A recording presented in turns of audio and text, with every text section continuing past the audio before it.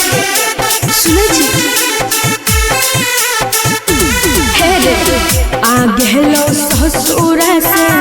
ओ नर रे सारी बिहुती एगो चूनर रे छौरी तेरे को फारा चूनर गे माला मिलतै तोरा से सुनर गे की कहे छौरी तेरे को फारा चूनर गे अच्छा माला मिलतै तोरा से सुनर गे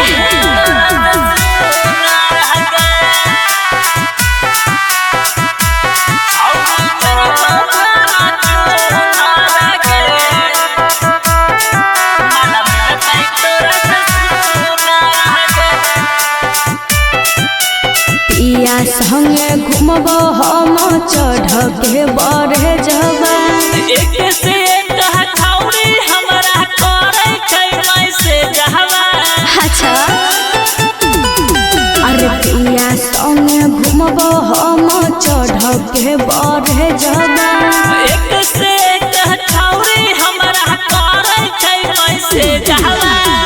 छौरी पटाबे के नहीं हो नर रे जैतहु बुझर तोर पूरा ओ मर रे छौरी तेरे को फारा चूनर गे माला मिलतै तोरा से सुनर गे छौरी तेरे को फारा चूनर गे माला मिलतै तोरा से सुनर गे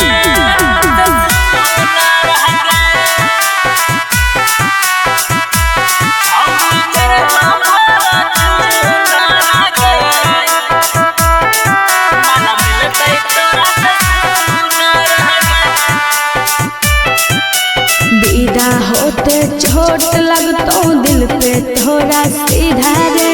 दिल के सब लड़की के दिल हमारे पर छै खिया गे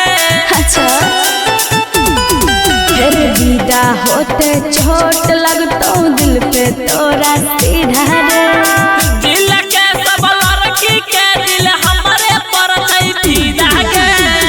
हब हब खइबो आज फूल के हो जइबो भीजे फूल गोलर के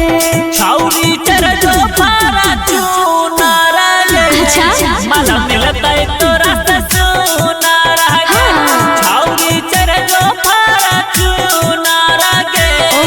माला मिलतै तोरा से सुनर गे ई बात छ आगे recording by Dev Bhojpuri entertainment Rosera.